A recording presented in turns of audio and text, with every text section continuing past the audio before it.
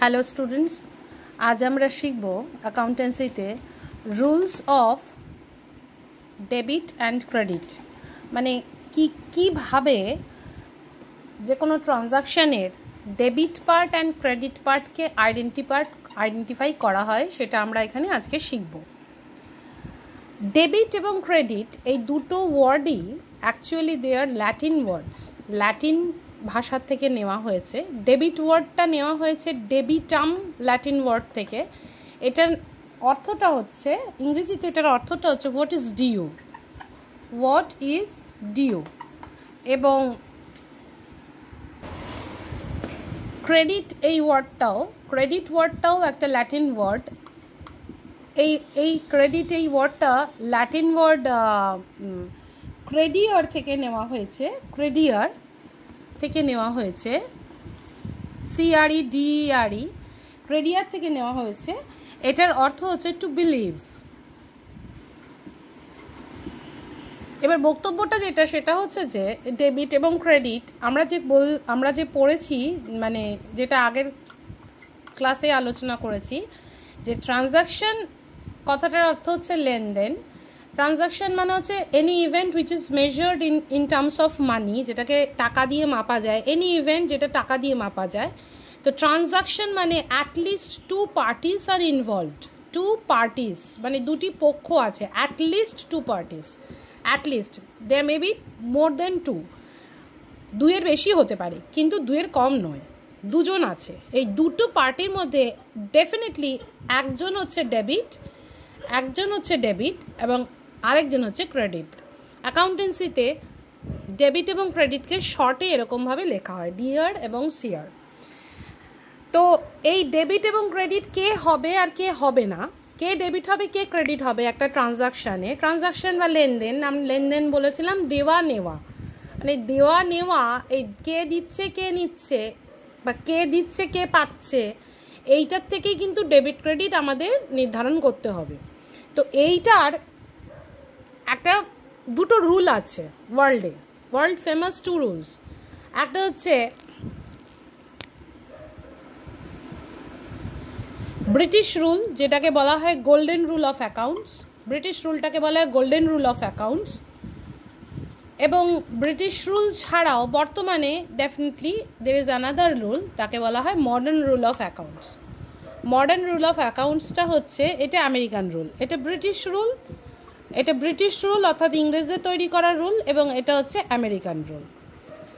There is no much difference. এরকম দেখে মনে হচ্ছে দুটো যেন আলাদা আলাদা রুল হবে, কিন্তু তা নয়। কিন্তু যেহেতু অ্যাকাউন্টস একটা সায়েন্স, সেহেতু লজিকটা কিন্তু ওভারঅল সারা পৃথিবীতে লজিকটা কিন্তু সেম। এবং অ্যাকর্ডিং টু ব্রিটিশ রুল যেটা ডেবিট হবে যেটা ক্রেডিট হবে, অ্যাকর্ডিং টু আমেরিকান রুল সেটা ডেবিট হবে ক্রেডিট হবে। এমন নয় যে দুটো ডিফারেন্ট হবে। Golden rule of accounts, British rule অনুযায়ী অ্যাকাউন্টসকে বা হিসাব খাতকে আমরা তিনটি ক্লাসে ভাগ করতে পারি।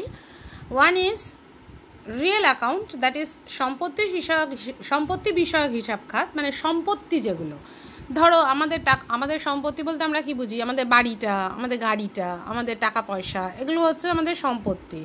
একটা কারবারের ক্ষেত্রে, একটা ব্যবসার ক্ষেত্রে সম্পত্তিগুলো কি হতে পারে, তার মেশিনস, তার যন্ত্রপাতি, তার ফার্নিচার, তার বিল্ডিং, অফিস বিল্ডিং, ল্যান্ড যদি কিছু থাকে, ফ্যাক্টরি শেড, এগুলো হচ্ছে তার সম্পত্তি। সুতরাং সেগুলো টাকা পয়সা, তার ব্যাংকে টাকা, ক্যাশ বক্সে যে টাকাটা আছে, ব্যাংকে যে টাকা আছে, ব্যাংক ব্যালেন্স, এগুলো সমস্ত হচ্ছে তার রিয়েল অ্যাকাউন্টস। সো এগুলো হচ্ছে রিয়েল অ্যাকাউন্টস।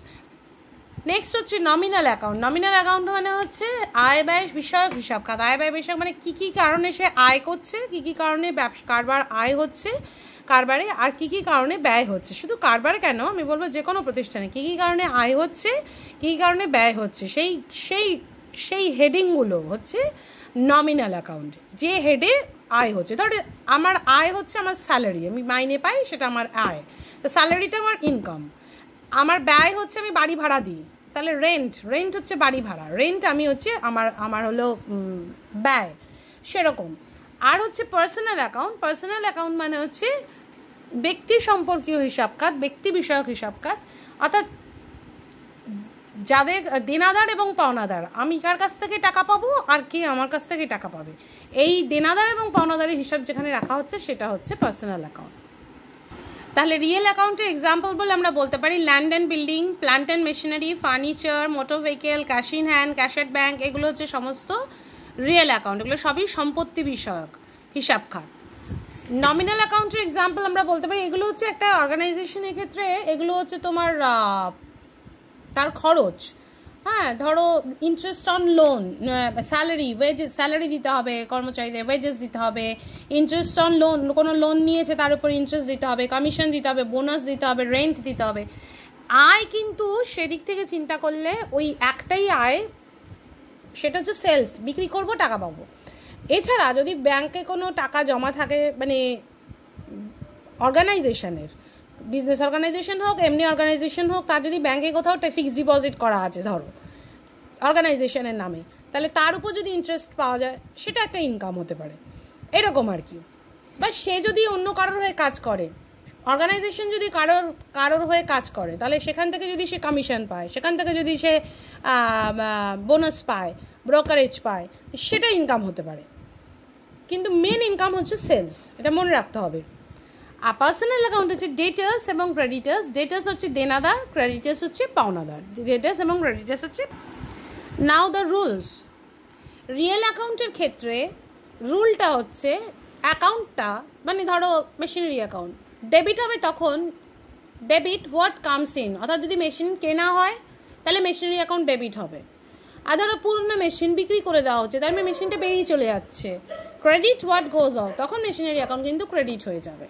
আচ্ছা, মেশিনারি যদি কেনা হয়, ফর এক্সাম্পল মেশিনারি কেনা হচ্ছে, যদি ক্যাশ টাকায় কিনি বা ব্যাংক থেকে টাকা তুলেও কিনি, যেভাবেই কিনি না কেন, মেশিনারি অ্যাকাউন্ট যখন কেনা হচ্ছে, মেশিনারিটা কেনা হচ্ছে, ক্যাশ তো বেরিয়ে যাচ্ছে, ব্যাঙ্ক অ্যাকাউন্ট থেকে তো টাকা বেরিয়ে যাচ্ছে, তাহলে মেশিনারি এবং ক্যাশ দুটোই যেহেতু রিয়েল অ্যাকাউন্ট, তাই মেশিনারি অ্যাকাউন্ট ডেবিট হচ্ছে, তখন ক্যাশ অ্যাকাউন্ট ক্রেডিট হয়ে যাচ্ছে। এইরকমই হয়, প্রত্যেকটা ঘটনাই এরকমই হয়।